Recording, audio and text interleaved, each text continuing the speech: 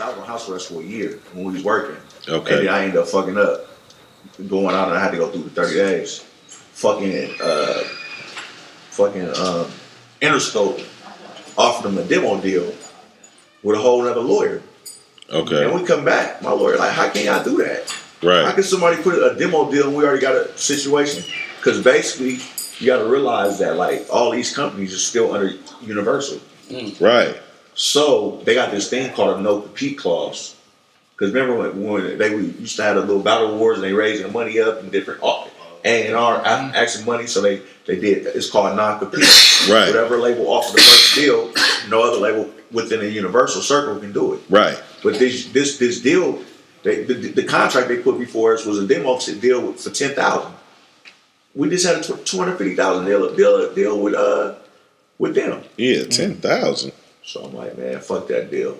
I said, fuck that deal. We ain't signing no $10,000 deal. Right. So then I'm thinking, you know what I mean, whatever. So after that record, that kind of folded, but it was some trickery with it. You know what I'm saying? Motherfucker, particular motherfucker, which I ain't gonna name, kind of basically just fucked the record off. Yeah. So then, you know what I'm saying, we come back doing some more shit and deals. You know what I'm saying, motherfucker. Oh yeah, we ended up doing slide through. Slide through. So we do slide. We ended up doing slide through, and pretty much we had got a deal from Koch. I was shot already, right? And they came with the deal, and I was like, nah, man, we ain't. The deal they offered, my lawyer said don't take it, but the person who was in that Rayven ear was like we should take this deal, but the lawyer like, man, they only give me out 40,000. You're not gonna see nothing past that 40,000. And y'all got too many motherfuckers hands in the pot. It ain't finna happen.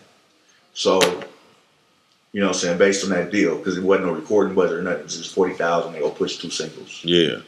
And so I'm like, nah, we can get something better. And then so we kind of like, because before he did slide through, we had fell out. We weren't even fucking with each other. So we ended up starting fucking with each other again for the slide through shit.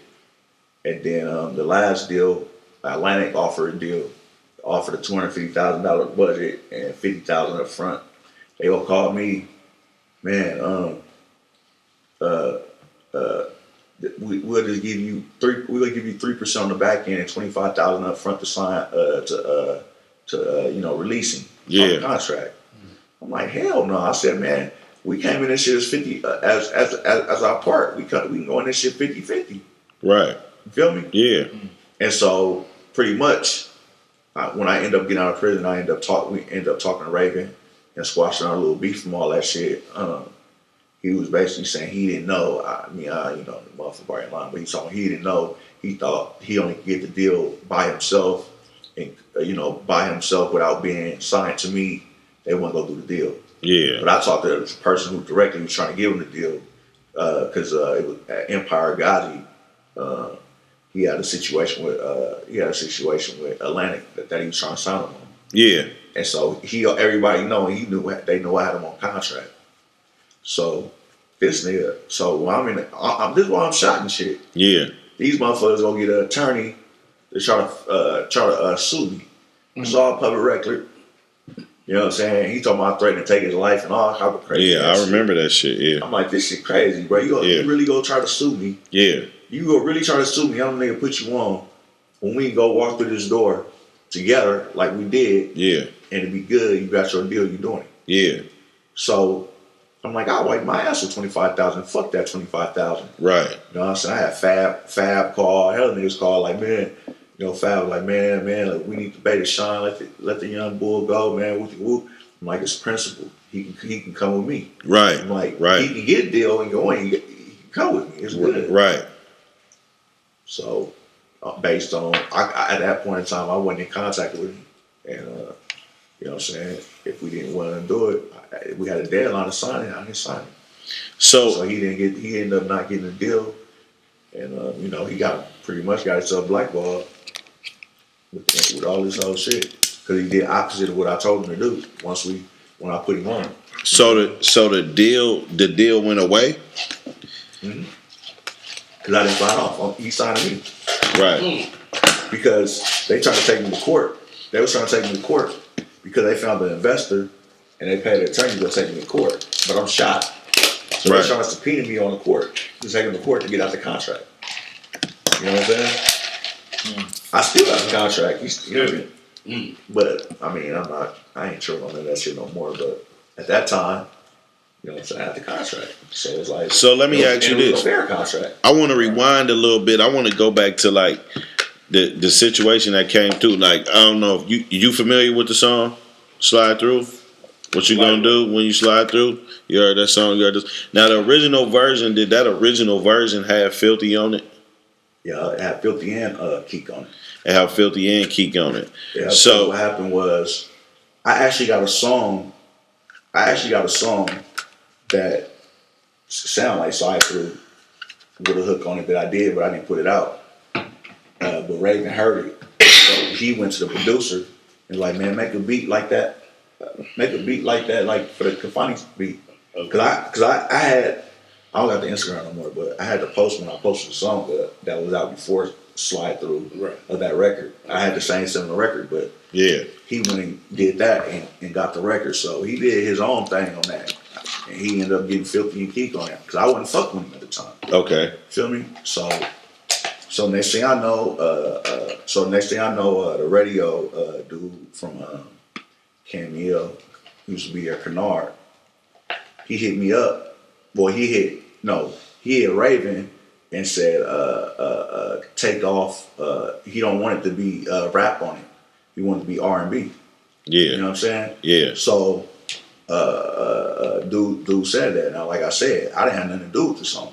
You feel me? But it's my label, so when a song come out, it's me getting the bread or whatever. So I always heard this, right? So I heard this, what you saying. So Keek got took off too? Yeah. See, this is the part of the story. I wasn't even aware of that. I actually forgot Keek was even on the song. Think about this, bro. If I'm gonna take somebody off a song, I would put myself on it if I would take a rapper off of it. Right. Why wouldn't I put myself on it? For some reason I thought you did that too. You never did that. No, I went on the song. I never did a verse of that song. I never did nothing to it. So in my head, am I hearing the song that you didn't put out? What? Was that song floating around? Nah, I never put it out. Okay. Nah, I just for some reason thought you was on that song. So No. I went on the song. What happened was, like I said, me and Rayven, he wasn't fucking with me. So I guess he called. I guess he did the part of the song, and he called. I guess he got Philthy to do the song. I guess he got Keek to do the song. And so I guess, and then a radio promoter. Then a radio promoter pretty much, not the radio promotion, but to do at the radio station, like the song, I guess was go, play it on the radio or whatever. Yeah. So, dude told the radio nigga, Rayven, that he wanted this all R&B version, so go in and do another verse, on the song and a bridge. So he goes to the studio working on it, and so he went in and created the new thing. I never knew nothing about the politics of the song. But he signed to you, so you gonna eat off the song. What? Yeah. So, did Keek ever have any gripe about getting took off the song? Did he have anything to say? He wasn't sure on that shit. I mean, we never talked about it. That's the whole thing. The radio dude he said basically, the radio dude said he wants to play the song, Slide Through. Yeah. But he wanted to be all R&B, take the rappers off. Right. And he'll play the song. And so you told Rayven. Nah. He told Rayven this. I didn't even know none of this shit. He told Rayven this. He told Rayven that to take the artist off. And then I ended up, once he told me all that. What's this nigga name again? His name Kennard. He used to be one of the radio promoters. Because this is important in this whole story, and this is what I be talking about when niggas get down to the nitty gritty. Because the half truths is out. You know what I'm saying? In the streets, the rumors have always been that Kafani told Rayven to take Philthy off the song. The average everyday person wouldn't know that you and Rayven wasn't getting along, right? Yeah. I'm just thinking the nigga still signed to you. So I'm like, oh, that makes sense. He didn't want the nigga on the song. But I also heard somebody from the radio said take him off the song. I just thought that you always had all the hookup and the juice. So you was like, shit, nigga, they said do this and you can do this. You know what I mean? That's what I thought it was. He said, he told me, Kennard said he liked the song and he liked the song, but he want to play it, but he wanted all R&B. So I talked to Kennard, and he like I honestly truth told him, I'm like, bruh, it sound better. He'll get more. I told him at the time. I told Kennard, I'm saying, I think you should leave him on the song because Keek go get Rayven more fan base by having Keek on the song. Right. So it was never nothing about Philthy. Yeah. He went on a platform that would get Rayven popping. Yeah. It would have been Keek. Right.